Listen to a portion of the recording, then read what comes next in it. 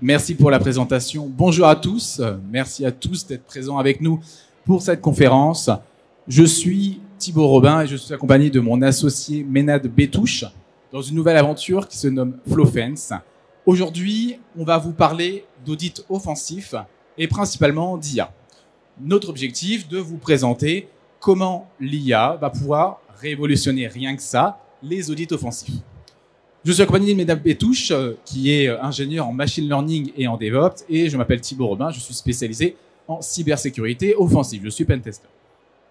Alors nous avons un projet commun, Ménad et moi, qui se nomme Flowfence. Flowfence, c'est une solution SaaS qui permet de cartographier l'infrastructure externe des sociétés et de faire du scan de vulnérabilité. Alors ici, on est sur le pitch recherche. Nous allons vous montrer tous nos projets de recherche dans ce projet et notamment comment nous allons intégrer quelque chose de non négligeable à l'heure actuelle, qui est l'IA. Donc ça va être, rassurez-vous, un talk technique. Ne vous en faites pas. Alors pour introduire, je ne vais pas parler trop près, pour introduire ce fameux talk sur l'IA, j'aimerais quand même qu'on repasse ensemble sur quelques problématiques, notamment sur l'aspect des scans de vulnérabilité. Je pense que vous connaissez tous dans cette salle les scans de vulnérabilité et pas forcément pour les bonnes raisons.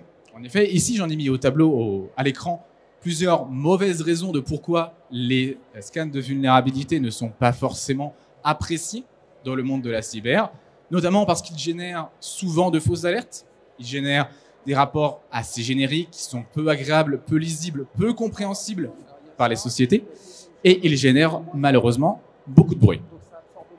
Ici, petit exemple juste à ma gauche, on a un exemple avec un scanner très connu qui, scanné sur notre infrastructure vulnérable, remonte un nombre incalculable de faux positifs totalement inexploitables. Si je vous mets ça sous les yeux, ça risque d'être très difficile d'aller corriger, de comprendre parfaitement, techniquement, comment sont réalisées ces vulnérabilités. Aussi un autre exemple de rapport très générique qu'on peut retrouver avec un scanner de vulnérabilité. Ici, constatez par vous-même que le scanner a trouvé rien du tout. Il a vraiment trouvé aucune vulnérabilité. Je vous assure qu'il y a de quoi trouver sur le site auquel on a lancé le scan. Continuons. Et dernier point aussi que je voulais vous parler, c'était sur le bruit généré par les scanners de vulnérabilité. Regardez cet exemple. On est ici sur un scan toujours lancé sur la même plateforme pédagogique que nous utilisons dans notre laboratoire, à 75 heures de scan, pour au final, vous trouvez quoi? Rien du tout.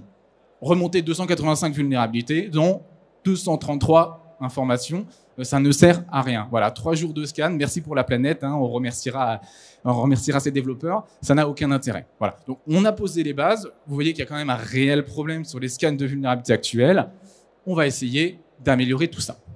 Donc les axes d'amélioration, on a notamment l'objectif de limiter les faux positifs, d'adapter les rapports en fonction des besoins et évidemment de limiter le bruit. Ça ne sert à rien de faire tourner un scan de vulnérabilité pendant X heures, X jours, si derrière, il n'y a aucun résultat intéressant. Maintenant, on va parler autre chose. Peut-être me direz-vous que dans votre société, vous utilisez un auditeur externe, un pentester, comme moi, par exemple. Eh bien, le problème du pentester, c'est que ce n'est pas adapté sur des petites structures, des petites TPE, PME, parce que ça coûte cher. Ça coûte malheureusement très cher. Donc, le problème de ça, c'est qu'on est un peu dans une impasse. Certes, on veut utiliser un auditeur humain qui est exhaustif, mais d'un autre côté, il coûte trop cher, on n'a pas les moyens de le faire. Et donc, l'objectif, ça va être de trouver un moyen d'allier le coût réduit d'un scan de vulnérabilité, mais avec l'exhaustivité d'un humain. Donc, de rendre l'accès à l'audit offensif beaucoup plus accessible. Je donne le micro à Ménad, mon directeur technique, qui vous en parlera un petit peu plus. Alors, bonjour à tous. Alors, comment on compte s'y prendre pour effectuer cette nouvelle façon de faire pour les scans de vulnérabilité? Premièrement, c'est développer un scan de vulnérabilité dit moderne. Alors, qu'est-ce qu'on entend par moderne? C'est déjà utiliser des solutions open source qui ont été démontrées pour leur efficacité. Je peux penser notamment à Nuclei pour ceux qui connaissent, mais d'autres. Et coupler ça à notre expertise cyber, donc, notamment celle de Thibaut ici présent. L'idée, c'est aussi de cibler les vulnérabilités réellement impactantes. On va rentrer dans le détail de pourquoi derrière. Et tester et prouver l'exploitation de chaque vulnérabilité, puisque ça permettra de réduire à terme les faux positifs. La deuxième étape, c'est de le faire via une plateforme SaaS, donc à travers un travail du XUI pour faciliter l'accessibilité de la résolution des failles pour des personnes qui ne sont pas forcément des profils techniques, mais aussi pour les profils techniques. La communication des alertes en temps réel, ainsi que la possibilité d'avoir des scans à la demande. Je repasse la main à Thibaut. Merci Benad, tout à fait. Donc nous sommes, alors vous avez sous les yeux la V1 de FlowFence, qui est notre outil qui permet de faire de la cartographie externe et de la détection de Shadow IT, et notamment du scan de vulnérabilité. Donc l'objectif, ça va être d'augmenter les capacités de FlowFence, notre outil SaaS, qui se base sur des outils génériques que utilisent beaucoup de solutions ASM, pour augmenter son exhaustivité et la rendre plus performante. Donc c'est pour ça qu'on est là aujourd'hui, pour vous montrer nos recherches sur ce sujet. Donc comme je l'expliquais juste avant, le scan de vulnérabilité, ça a ses limites. Donc on l'a vu, on a vu sur les limites, hein, on a une exhaustivité limitée sur un test d'intrusion complexe. Un scan de vulnérabilité ne pourra pas creuser profondément comme le fait un auditeur humain, et les recommandations sont peu adaptées au contexte spécifique. Et aussi, on peut très bien remonter le problème de quelle différence avec les autres solutions. Quelle est la différence entre notre solution et la solution d'un concurrent? Il faut bien se démarquer. Eh bien, nous avons abordé le sujet de l'IA. Je pense sans surprise, c'est un sujet d'actualité. Et c'est de ça qu'on va vous parler aujourd'hui. Bon, alors premièrement, je pense qu'il y a eu pas mal de talks précédemment sur le sujet, mais bon, je pense que c'est relativement évident pourquoi il y a l'explosion de ces outils dans le cadre des audits offensifs, mais aussi sur l'aspect défensif. C'est l'explosion et la maturité des modèles de langage, donc aussi appelés LLM. Notamment la révolution récente des modèles open source, qui sont du coup accessibles entièrement, gratuitement pour l'ensemble de la planète, faits par les meilleurs labos du monde. Ce qui permet du coup d'avoir des analyses contextuelles pour éviter les faux positifs. Donc je prends comme exemple qu'on va montrer juste après d'un scan nucléi où soit vous pouvez avoir des solutions dédiées qui vont parser le texte, etc. Mais vous ne pourrez pas l'inclure dans une solution plus globales qui peuvent englober une analyse au même titre qu'un pentester pourrait le faire. On va rentrer un peu dans le détail après. Et l'idée, c'est aussi de pouvoir personnaliser les rapports en fonction des profils, donc les profils techniques, non techniques, etc. Donc là, je peux montrer l'exemple d'un scan nucléi basique, qui sont des logs plus ou moins lisibles qu'on peut parser avec du code, etc. Puis les inclure dans une base, mais c'est jamais très parlant, où ça demande pas mal de boulot. L'idée, c'est que Nuclei, c'est un outil de scan, pour ceux qui ne savent pas, un outil de scan open source qui permet de détecter des vulnérabilités sur un sous-domaine. Donc là, l'idée, c'est de, par exemple, attaquer une certaine IP et de remonter. Bon, là, en l'occurrence, en termes de log, on a plutôt des infos en bas à droite, mais pour remonter des vulnérabilités plus ou moins critiques. L'idée, c'est qu'avec FlowFence et avec les outils d'IA derrière, on peut transformer ces rapports bruts en rapports plutôt avancés. Donc là, vous pouvez voir un rapport beaucoup plus complet. Donc là, c'est plutôt le rapport technique dédié à un pentester. Donc on peut donner, par exemple, le titre. Donc là, c'est une injection SQL. Donc c'est la compromission d'une base de données. La preuve de l'exploit, la recommandation qui est donnée. La recommandation, très important pour ceux qui connaissent un peu les LLM et le principe d'hallucination. L'idée, c'est qu'on donne au modèle de langage les vraies données remontées par le scan. C'est pas on ne délègue pas au modèle d'IA l'explication par lui-même. On lui donne vraiment des recommandations qui sont remontées par exemple par Nuclei et en plus de notre propre expertise. Et on peut remonter également des détails techniques comme les URL impactés. On peut montrer également un autre type de rapport, plus pour orienter par exemple pour profil RSSI, où là c'est un résumé combiné à de l'exécutif, des détails techniques également et les impacts business. Et l'idée c'est d'automatiser tout ça pour éviter d'avoir à faire tout ce travail manuel. Alors, maintenant on a parlé de la partie scan. On a la partie agent IA qui va arriver juste après. Donc, actuellement, les LLM servent un peu à traiter les rapports de scan de vulnérabilité pour en faire des scans dédiés. Mais maintenant, on veut rentrer on va aller plus loin. On veut faire des agents qui ont la capacité de manière autonome à effectuer des tests qui vont au-delà du scan de vulnérabilité classique. Alors, comment on veut faire? On veut combiner donc l'analyse automatisée et l'expertise humaine. Et on veut corréler ces résultats. Pourquoi? Parce que les scans de vulnérabilité n'ont pas la capacité actuellement de s'adapter à des infras nouvelles, ou alors il faut de l'expertise humaine dans la boucle pour pouvoir analyser, par exemple, la façon dont un site fonctionne. Donc, par exemple, si vous êtes sur un site d'e-commerce, en fonction de comment le site d'e-commerce est agencé, vous aurez besoin de cette expertise humaine-là. Mais on peut l'automatiser. Donc, avant de parler de tout ça, je vous rappelais un petit historique de ce qui s'est passé sur les modèles de langage ces dernières années. En 2017, Google sort une nouvelle architecture de modèles qui s'appelle les Transformers, sur lesquels tous les modèles de langage se basent. Depuis, ça n'a fait que augmenter. En fait, il y a une petite boîte dont vous avez peut-être entendu parler qui s'appelle OpenAI, qui a release au fur et à mesure des années. Vous pouvez les voir en 2018 GPT, puis GPT-2, puis GPT-3, suivi d'un mot que vous avez entendu à peu près 1 million de fois ces 2 dernières années, qui s'appelle ChatGPT. Donc c'est on va dire, la quintessence finale de ces modèles de langage qui a fait découvrir au grand public leurs capacités. Et depuis, c'est la course à l'échelle mondiale sur ces modèles, notamment au courant de la deuxième moitié de 2024, des modèles open source qui ont la même capacité, la même puissance que ces modèles qui étaient réservés uniquement aux GAFAM à l'origine. Donc je pense notamment au modèle Llama. Donc vous voyez en février 2023 et en 2024, des modèles qui sont de plus en plus gros et de plus en plus puissants, 100% open source, que vous pouvez utiliser. Et il y a 2 mois, parce que ça évolue très vite, les entreprises chinoises se sont mises aussi à open sourcer des modèles comme DeepSeek qui ont des capacités de raisonnement de plus en plus avancées. Et pour l'instant, ça n'a pas l'air de s'arrêter. Et c'est ces modèles-là qu'on va utiliser notamment pour nos analyses de scan. Donc l'idée derrière, comment on fait, c'est de construire un modèle de langage.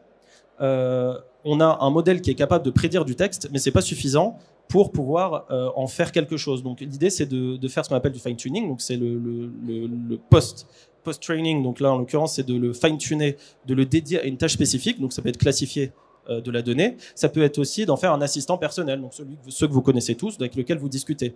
Mais il y a aussi des nouveaux types de modèles, c'est ceux dont je parlais juste avant, qui sont les modèles de raisonnement, reasoning models. Et c'est eux dont on a besoin.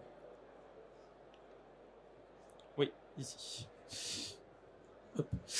Et nous, notre idée derrière, c'est de encapsuler ça dans un agent à qui on va donner des outils. Donc notre agent à gauche qui veut effectuer un pentest a besoin de 2 choses. Il a besoin d'outils, donc ça peut être un shell bash, des codes custom Python qu'on fait, un conteneur exegol, pourquoi pas, pour embarquer nos outils de pentest. Et on a une machine vulnérable qu'on veut attaquer.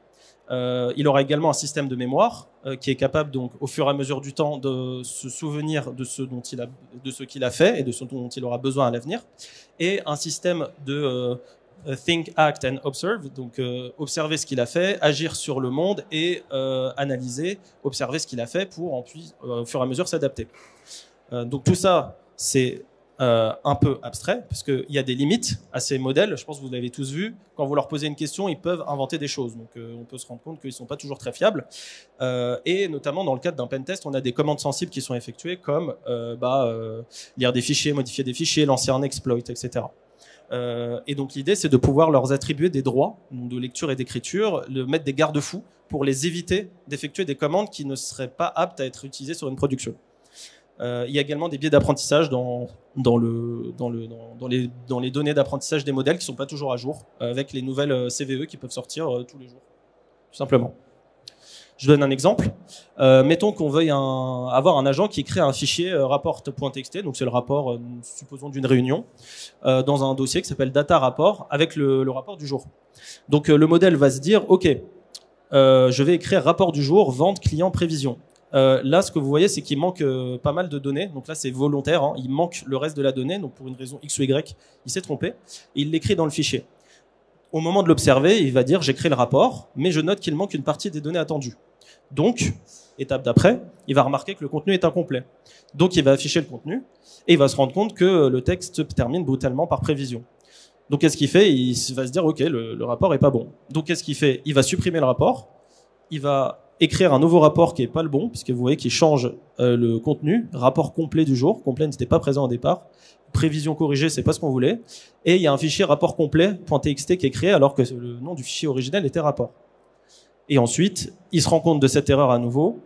Il va l'effacer. Il va rechanger le contenu du rapport et donc à nouveau se tromper. Et quand même conclure que c'est bon, il a bien fait le boulot. Ça, c'est un peu ce qu'on veut éviter.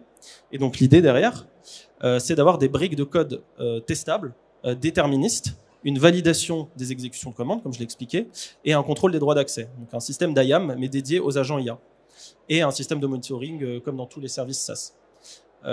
L'idée derrière, c'est d'avoir, en fait, non pas un agent IA qui boucle, donc un LLM qui boucle sur lui-même et qui va commettre ce genre d'erreur que je vous ai démontré, mais plus un système de graphes où on a des successions d'exécutions de code plus ou moins testés. Donc le code en bleu, c'est vraiment ce qu'on nous on va développer en tant que pentester et développeur pour effectuer des tâches. Je donne un exemple, un Nmap, on n'a pas besoin d'un agent IA pour y réfléchir. Un Nmap, ça se lance dès le départ pour cartographier l'infrastructure d'un domaine, et donc on n'a pas besoin de faire ça.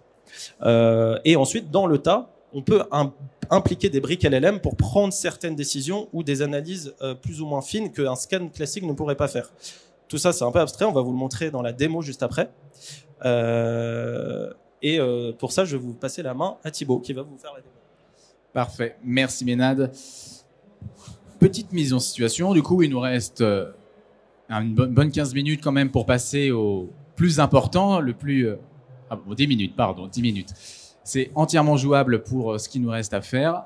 On va passer du coup sur la partie la plus intéressante, je pense, qui vous attendez tous, la mise en situation. Donc on a vu une grande partie théorique avec Ménade juste avant. L'objectif, ça va maintenant être de mettre en pratique cet agent.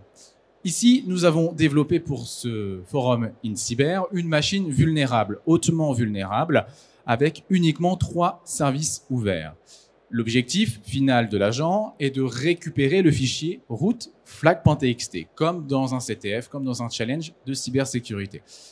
Vous vous en doutez, le répertoire, le fichier flag.txt est uniquement accessible par l'utilisateur root. L'agent IA va donc devoir chaîner les vulnérabilités, découvrir un schéma de compromission qui est composé de 9 étapes, loin d'être si facile que ça, pour ensuite récupérer le flag.txt. Je vous mets rapidement le gros schéma de compromission que va devoir réaliser l'agent. Je passe très rapidement dessus pour ne pas vous spoiler. L'agent va devoir énumérer les services de la machine pour ensuite détecter un service SSH, réaliser une attaque par brute force pour découvrir un compte au mot de passe faible, pour ensuite se connecter à la machine. Une fois sur la machine, l'agent va devoir trouver un moyen d'élever ses privilèges par divers moyens. Pour cette machine, nous avons caché un binaire qui permet d'élever ses privilèges d'admin vers root. L'agent n'en a pas conscience, il va falloir qu'il utilise des outils pour le détecter, puis l'exploiter et enfin lire le fichier root flag.txt. Comme vous voyez, le scénario est complexe. Il pourrait être très bien réalisé par un humain, par un pentester junior. Notre enjeu aujourd'hui, c'est ce scénario est-il réalisable automatiquement et totalement autonome par un agent IA? Et c'est ce que nous allons vous montrer juste maintenant. Hop, je viens que tu tiennes le micro. Quel suspense. Oui. Je rappelle que toutes ces présentations seront disponibles évidemment à partir de demain sur le site directement.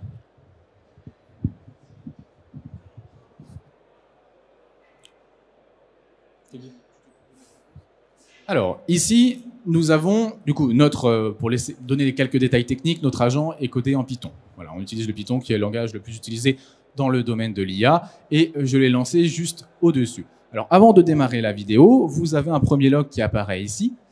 Vas-y, démarre la vidéo. Démarre la vidéo.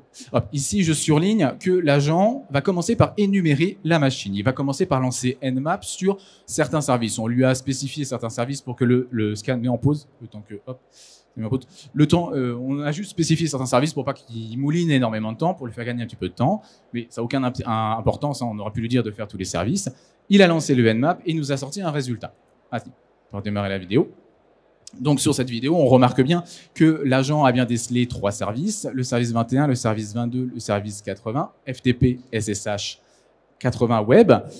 On a quand même prompté l'agent pour lui dire si jamais tu trouves un SSH, focalise-toi dessus, sinon tu feras les autres services après.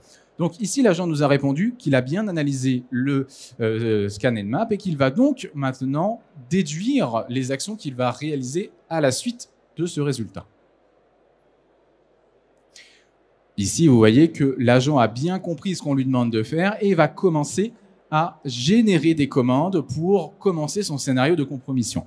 Donc l'agent est assez intelligent pour détecter qu'il est face à un service SSH pour lancer un outil que l'on nomme Hydra, qui est un outil qui va permettre de brute forcer, de lancer notre attaque par brute force contre notre service SSH. Donc ici, il le lance dans le... Alors, mais en pause, ça va assez vite. Ici, il le lance dans le conteneur Exegol, qui est une solution qui permet de dockeriser des outils de pentest. Ici, on voit qu'il a réussi à lancer la commande Hydra, à obtenir un résultat. Alors, vas-y. Juste après.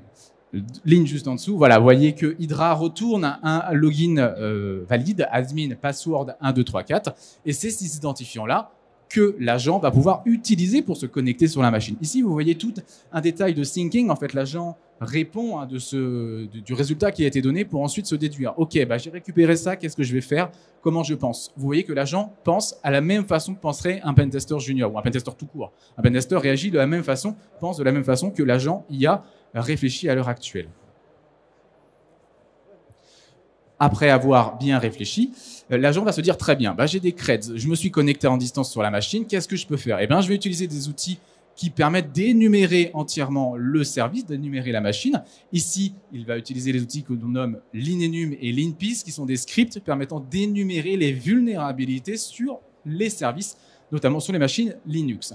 Donc, il va utiliser ces outils-là open source pour énumérer la machine, pour ensuite en déceler des vulnérabilités. Donc là, on voit qu'il a correctement lancé l'outil juste en dessous. Hop là, sur les derniers screens ici, voilà, ici. On le voit juste après. Donc, l'agent a détecté qu'il fallait utiliser cet outil-là. Il va donc le télécharger depuis GitHub, wget. On lui a vraiment rien dit, hein. Vraiment, il se débrouille tout seul. Hein. Il se débrouille tout seul. Il est totalement autonome. Il va ensuite exécuter le linenum. Vous voyez là tout le rendu de notre script de recherche de vulnérabilité. L'agent va de nouveau analyser ce contexte en gardant en mémoire le contexte précédent. Et ici, chose très intéressante, regardez comment l'agent a réfléchi. Il nous a remonté en première ligne le fameux binaire que je vous ai parlé juste avant. Ce binaire-là qui sert à l'élévation de privilèges. Et là, de façon très intelligente, tout seul, sans lui donner aucun indice, l'agent réussit à se dire « ce binaire, il est bizarre. Je ne le connais pas d'habitude. C'est pas présent sur un système normal. Eh bien, peut-être que je peux l'utiliser. » Chose très intéressante, l'agent réfléchit et va aussi chercher d'autres possibilités d'exploitation, notamment une mauvaise configuration sudo ou encore des fichiers mal configurés sur leur possibilité de lecture, hein, notamment ici, fichier etc shadow. Il nous reste 5 minutes, c'est parfait pour terminer cette vidéo. Nous arrivons à la fin du scénario d'exploitation. Et petite chose intéressante, mets en pause Ménade. Chose très intéressante, ici, le LLM va réfléchir différemment. Quand vous-même, en tant que pentester, vous allez essayer des mécanismes d'élévation de privilèges sur votre machine, vous allez essayer, en suivant une checklist comme ferait l'agent. Sauf qu'ici, l'agent, il s'est dit, c'est quoi mon but final? Mon but final, c'est d'afficher le fichier flag.txt. Alors, comment je vais faire? Pourquoi pas tester tous mes mécanismes d'élévation de privilèges et concaténer avec la commande catroot.flag.txt. Si la commande fonctionne, c'est parfait, c'est que l'élévation de privilèges a réussi. Si le fichier n'affiche rien, c'est que je n'ai pas réussi, je passe au mécanisme d'élévation suivant. Donc c'est comme ça que l'agent va réfléchir. Et là, chose très intéressante, je vous avais mis en haut que l'agent pensait que ce mécanisme d'élévation de privilèges était le plus adapté. Ce qui est logique parce qu'on est parti sur une machine Debian vierge de tout mécanisme d'élévation de privilèges. Donc il s'est dit, ça c'est bizarre, ça je l'ai jamais vu. Il y a de fortes probabilités que ce soit ce mécanisme de compromission qui sont intéressants. Donc c'est pour ça qu'il le teste en premier. Donc là, il va l'exécuter et vous allez voir que même comme un humain, l'agent peut se tromper. L'agent peut commettre des erreurs. Et là, par exemple, ici, donc on retrouve la chaîne de pensée de l'agent qui s'est dit, hop là, je vais exécuter le local bintanu, je vais essayer de voir si je peux afficher le flag.txt. Et vous allez voir, alors juste avant, mais en pause, voilà, stop, mais en pause. Ici, on voit que l'évaluation, le résultat est faux parce que l'agent a essayé de se connecter en SSH sur le localhost. Et le localhost, c'est juste son conteneur Exegol, c'est une erreur. Il ne pourra pas se connecter à distance. L'agent vient d'halluciner, vient de faire une erreur dans sa génération de commandes.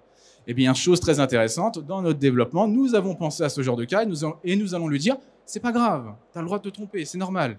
Eh bien, recommence. Et donc, vous voyez, starting itération 2, il va recommencer avec le même contexte précédent et se dire, ah oui, pardon, je me suis trompé, ce n'est pas localhost, c'est 172.17.02. Il va correctement réussir à se connecter à distance sur la machine, exécuter le binaire. Donc là, le binaire, juste en exécutant, permettait d'obtenir le résultat root. Et à la suite de faire un cat root flag.txt, il obtient le fameux sésame que l'on recherchait depuis le début, in cyberforum, qui est le flag général. Donc là, vous avez devant vos yeux un scénario complexe de 9 étapes, entièrement réalisé par IA. Donc ici, c'est une vraie réalité, hein. Un agent est capable de remplacer un pentester. On est encore dans une étape de recherche, de POC, mais c'est une vraie réalité. Vous avez vu avec les nouvelles avancées, hein, notamment sur la génération d'images, de vidéos, ça sera une réalité, mais très prochainement. Donc, le métier de pentester, je ne sais pas comment il va avancer, mais ici, on a des réelles preuves que le métier de pentester va beaucoup évoluer et que si vous souhaitez continuer à appeler des pentesters, peut-être qu'à force, vous n'aurez pas en face de vous des humains, mais peut-être des IA. Merci à tous. Merci beaucoup pour cette présentation. Ah, je pense que vous pouvez les applaudir un petit peu plus fort parce qu'ils ont un peu mouillé le maillot, là, les deux. Alors, en fait, je viens d'avoir mes collègues qui sont dans les autres endroits. Vous êtes l'espace le plus dense pour l'instant de ce salon. Donc, vraiment, merci beaucoup d'être présent. Évidemment, il nous reste pour une question. Est-ce qu'il y a une question? Je sais pas ce qui se passe. Oui. Il y a Disneyland Paris qui s'installe ici, je sais pas. Est-ce que vous avez de la place pour... Ah, monsieur a une question. Fais mon boulot. Et vous répondez comment maintenant? Bonjour à tous, Bonjour. Merci pour la présentation. Moi, je voulais peut-être juste revenir sur, vous avez mentionné les garde-fous que vous aviez pensé du coup à empêcher au modèle d'IA d'avoir des accès en écriture, de supprimer potentiellement des fichiers. Est-ce que du coup, j'ai compris que vous êtes encore dans la phase recherche, mais est-ce que il y a déjà des choses qui sont en place? Est-ce que c'est quelque chose auquel vous réfléchissez? Je pense notamment pour vous adapter à différents contextes d'entreprise. Quels sont les processus du coup pour côté du coup client, imaginer les actions à empêcher côté modèle d'IA? Oui, alors sur la partie garde-fou, sur notamment les exécutions de commandes, il y a plusieurs aspects. Alors déjà, il y a la gestion des droits d'accès. Donc ça, c'est plus de l'IAM. Là, c'est quelque chose qui se fait plus au niveau software en général. Donc c'est-à-dire que le modèle, donc comme je l'ai expliqué, l'agent IA, c'est pas juste un LLM qui boucle sur lui-même à l'infini. C'est vraiment un software qui tourne et dans lequel il y a des briques. Donc au même titre qu'un software peut avoir des limites dans ses droits d'accès, là, on est sur les mêmes problématiques. Donc ça, c'est un premier sujet. Le deuxième sujet, c'est sur la partie des exécutions de commandes. Donc là, par exemple, dans le cas, dans l'exemple que j'avais donné où le modèle est capable de supprimer un fichier, ces commandes-là peuvent être vérifiées en amont avant d'être exécutées, puisque les outils qu'on donne au modèle sont au final des objets, des dictionnaires Python qu'on va envoyer dans une ligne de commande. Et du coup, ces objets-là, on peut les vérifier en amont. Donc l'idée, c'est que voilà, on est vraiment ces systèmes-là à chaque couche de la prise de décision. On va sais pas si ça répond à la question, mais alors ce que je vous voilà. propose, c'est deux choses. Un, de continuer si les gens ont des questions. On vous retrouve où sur le salon? Alors, malheureusement, nous n'avons pas de stand cette année, mais nous sommes disponibles directement sur notre site internet flowfence.com. N'hésitez pas à nous contacter, envoyer un mail à Thibaut Robin ou à Ménade pour discuter de tout ça, de vos questions sur l'IA, sur le pentest, etc. Et puis on retrouve de toute manière la présentation qui sera accessible à partir de demain sur le site.